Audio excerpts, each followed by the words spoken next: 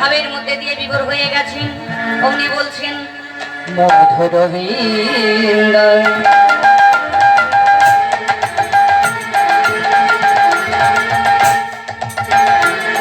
দীপনে মধুরী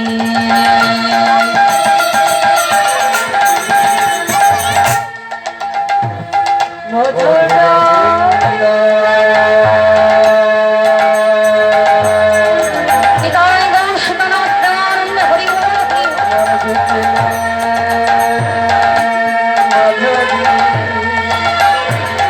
মধুর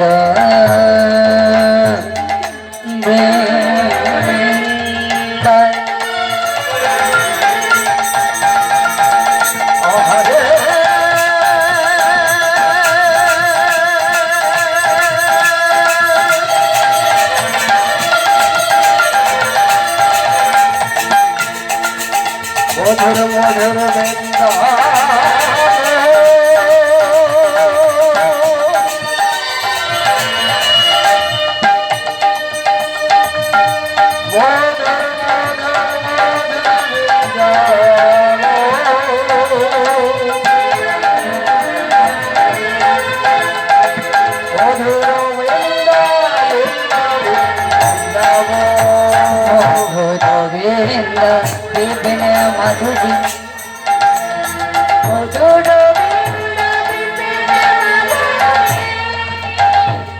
প্রবেশ চতুরে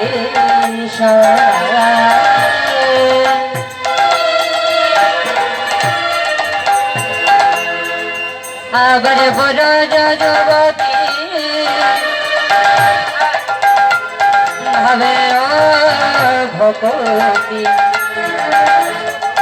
সপতি হইতো কার আমার বড় যুবতী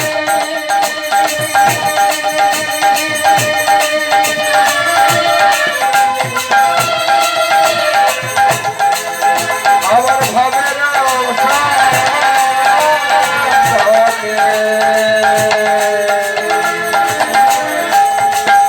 ভগবতী হইতো বলে পাওয়া যেত না পাওয়া যেত না ব্রজের পাওয়া যেত না আহা ব্রজের পাওয়া যেত না শ্রীমতী রাধা রানী বিনা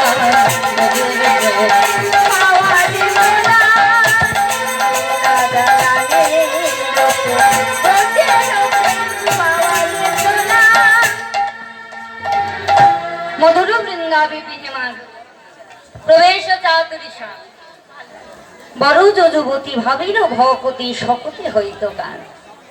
বৃন্দাবনে বাবা কত মধু ছিল দেখুন, বলছে মধুর বৃন্দা মধুর, এই কথার মধ্যে মধুর কথার মধ্যেই লুকিয়ে আছে কৃষ্ণের উত্তর।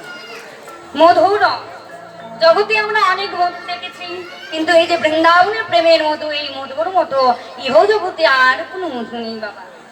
একদিন শ্রীমতী রাধারানী আর প্রাণ গোবিন্দ দুজনে কথোপকথন করছে। কথা বলতে বলতে আমার প্রাণ গোবিন্দ শ্রীমতী রাধারানীকে বলছে, রাধে রাধে আজও আমি তোমার কাছে এসেছি আমার প্রেমের মধু এইটুকু তোমার কাছে জমা দেব বলে। আর যখন এই কথা বলছেন তখন আমার রাধারানী ক্রোধের প্রধান্বিত হয়ে গেছে, রেগে গেছে। রেগে গিয়ে আমার রাধারানী বলছে, শোনো শ্যাম, প্রত্যেক দিন তোমার প্রেমের মধু আমি জমা নিই, কিন্তু আমি আজ জমা নিতে পারবো না। কেন জানো? কারণ প্রত্যেক দিন তোমার প্রেমের মধু আমার কাছে জমা নিতে নিতে নিতে নিতে আমার কাছে জমা নেবার আর জায়গা নাই। কি হচ্ছে রে বাবা, একরকম রাগো কি প্রত্যেকদিন প্রেমের মধু জমা নিতে নিতে আমার প্রেমের মধু জমা নেবার আর জায়গা নেই। যখনই এ কথা বলেছি আজ আমার ভগবানের বড় রাগ। আমার প্রেমের মধু আমি তোমার কাছে জমা দিই, তোমার বড্ড গরম হয়েছে তাই না রাধে? আমার প্রেম আমায় ফিরিয়ে দিচ্ছ, বেশ আমি তোমার প্রেম তোমায় আর দেবো না। আমার প্রেম আমি নিজে নিয়ে জগতের মাঝারে ছড়িয়ে দেবো না।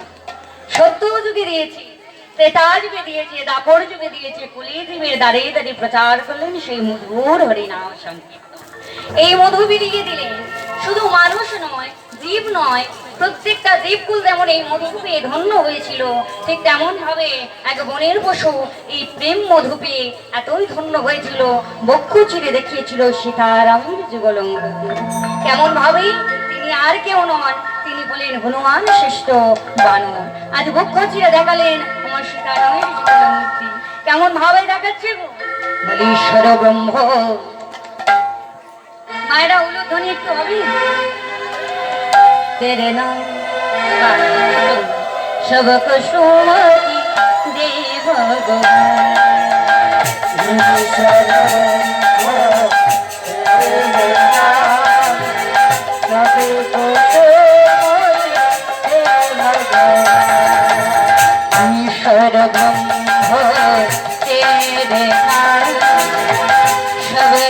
सुमति दे भगवान।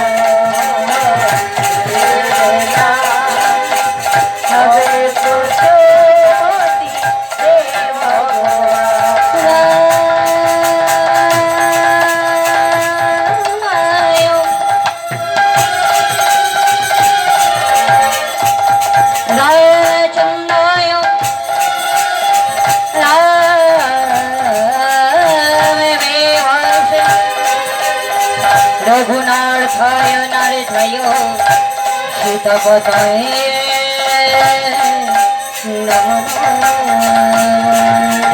ईश्वर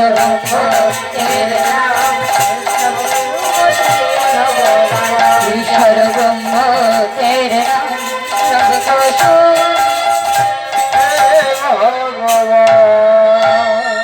অঞ্জনা মুনির গর্ভে জন্ম নিয়েছিলেন বীর হনুমান, যিনি বক্ষ চিরে দেখালেন সীতারামের যুগল মূর্তি।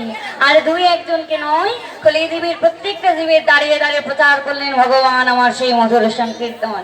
প্রচার করে বললেই নদী কলির হতভাগ্যতি একবার হলেও তোরা কৃষ্ণ নাম বল। সারাদিন যত পাপ করি যদি একবার কৃষ্ণ নাম করতে পারিস, যত পাপ করবি বাবা তত পাপের উদ্ধার হবে। এবার আপনারা বলবেন সারাদিন তাহলে আমরা যাই তাই কাজ করব, আর রাতের বেলা একবার ভগবানের নাম করবো, উদ্ধার পাওয়া যাবে? ভগবানকে ডাকার মতো ডাকতে হবে, ঠিক উদ্ধার পাবেন। কেমন ভাবে? পদকর্তা বলছে শোনো শোনো, তোমরা গাও গুণ গুণ গৌরাঙ্গের গুণ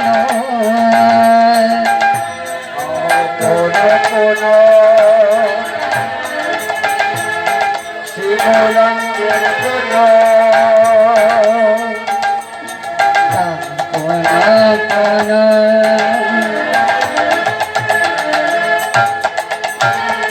গৌরাঙ্গের গুণ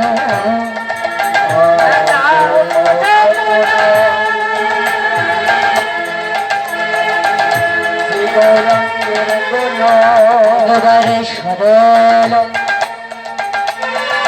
সরল করিয়া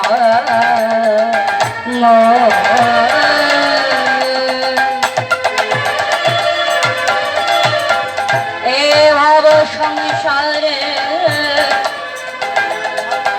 এমন দয়া নাহি দেখিয়া গে বলিয়া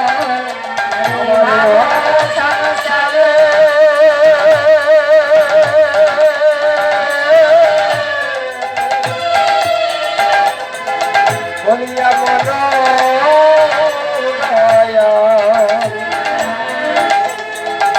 দেখি নাহি আমারে ভাব সংসারী আমারে নিতাই গৌরে মত দয়া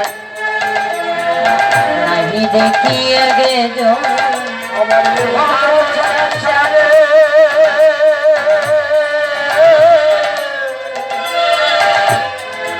এমন দয়া কবু দেখি নাহি রে আমি গৌরাঙ্গ বলিয়া না গেলাম বলিয়া আমি গৌরাঙ্গ বলিয়া না গেলাম চলিয়া গৌরাঙ্গ বলিয়া না গেলাম বলিয়া বলিয়া না গেলাম চলিয়া কেমন কেমন কেমন ধরিল দেহে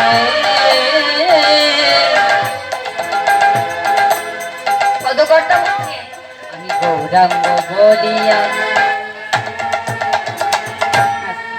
বলছি আমি গৌরাঙ্গ বলিয়া না গেলাম বলিয়া কেমনই ধরিলাম যে পদকর্তা বলছি আমি গৌরাঙ্গ বলতে পারলাম না আমার হৃদয়ের মধ্যে আমি কৃষ্ণ প্রেম ধরতে পারলাম না। মাইকে মনে